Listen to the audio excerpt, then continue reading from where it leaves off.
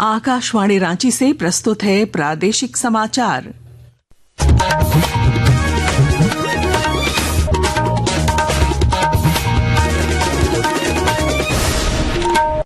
नमस्कार, प्रादेशिक समाचारों के साथ मैं पूनम केरकेट्टा। राज्यपाल संतोष कुमार गंगवार ने आज रांची के जैप वन परिसर में आयोजित झारखंड राज्य पुलिस ड्यूटी मीट का उद्घाटन किया। इस अवसर पर उन्होंने कहा कि यह आयोजन पुलिस बल की कार्यकुशलता, अनुशासन और टीम भावना का प्रतीक है। मौके पर राज्यपाल ने पुलिसकर्मियों से जनता के प्रति शालीनता और संवेदनशीलता से व्यवहार करने की अपील की और अनुसंधान कार्यों में आधुनिक तकनीक के उपयोग पर बल दिया। साथ ही उन्होंने नक्सली गतिविधियों के उन्मूलन के लिए सशक्त पहल की आवश्यकता बताते हुए कहा कि हिंसा किसी समस्या का समाधान नहीं है। मुख्य निर्वाचन पदाधिकारी के रवि कुमार ने सभी जिलों के ईआरओ और उप निर्वाचन पदाधिकारियों के साथ मतदाता सूची के गहन पुनरीक्षण की समीक्षा बैठक की। उन्होंने निर्देश दिया कि 2003 की मतदाता सूची से वर्तमान सूची का त्रुटिहीन मैपिंग कार्य ससमय पूरा किया जाए। बैठक में यह भी तय हुआ कि बीएलओ मतदाताओं को गणना फॉर्म देते समय उनके या उनके माता पिता का 2003 की सूची से विवरण उपलब्ध कराएंगे। साथ ही उन्होंने कहा कि जन्म तिथि और स्थान प्रमाणित करने के लिए मतदाताओं के श्रेणीवार आवश्यक दस्तावेज प्रस्तुत करने होंगे। गिरिडीह में सिद्धो कानो कृषि एवं वनोपज जिला सहकारी संघ की ओर से किसानों की आय बढ़ाने के उद्देश्य से एक दिवसीय कार्यशाला का आयोजन किया गया। इस कार्यक्रम का उद्घाटन उपायुक्त रामनिवास यादव और डीडीसी स्मृति कुमारी ने संयुक्त रूप से किया। मौके पर उपायुक्त ने कहा कि सरकार किसानों की आय दोगुनी करने के लिए लगातार योजनाएं चला रही है और वनोपज से जुड़ी संभावनाओं को बढ़ावा दिया जा रहा है।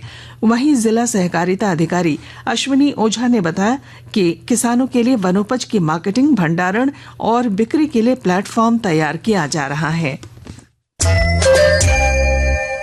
प्रादेशिक समाचार आप आकाशवाणी रांची से सुन रहे हैं। पलामू जिले के पांकी थाना क्षेत्र में जमीन विवाद को लेकर झामुमो के पांकी प्रखंड अध्यक्ष मुन्ना सिन्हा की हत्या कर दी गई है। गंभीर रूप से घायल मुन्ना सिन्हा को एमएमसीएच लाया गया, जहां डॉक्टरों ने उन्हें मृत घोषित कर दिया। झामुमो के जिला अध्यक्ष राजेंद्र सिन्हा ने इस हादसे पर शोक व्यक्त किया है और आरोपी की जल्द गिरफ्तारी कर कड़ी सजा की मांग की है। खूंटी के फुदी पंचायत में स्थित नव प्राथमिक विद्यालय में चोरों ने मध्याह्न भोजन के लिए रखे अनाज और रसोई सामग्रियों की चोरी कर ली है। साथ ही 3 गैस सिलेंडर, चावल, दाल, कुकर और अन्य रसोई के सामान चुरा लिए। ग्राम शिक्षा समिति के अध्यक्ष फगनी पहनाइन ने प्रशासन से कार्रवाई और भोजन व्यवस्था जल्द बहाल करने की मांग की। स्कूल का जो रसोईया सामान रहता है, जैसे कि चावल है, सिलेंडर है और अन्य चीज जैसे खाने पीने का सामान जो है, सारा सामान कुछ भी नहीं छूटा इसमें। तो हम यही कहते हैं कि छोटे छोटे बच्चे जो हैं स्कूल आते हैं, सुबह में बिना खाए पी आते हैं, जहाँ की यहाँ का भरोसा जो बच्चे रहते हैं कि सरकार से यही बोलना चाहते हैं कि जो सामान चोरी हुआ उसका जल्दी से जल्दी भरपाई करे, क्योंकि यहाँ बहुत तकलीफ की बात है, क्योंकि छोटे छोटे बच्चे हैं, भूखे प्यासे रहते हैं, उनको खाना कहाँ से हम खिलाएं।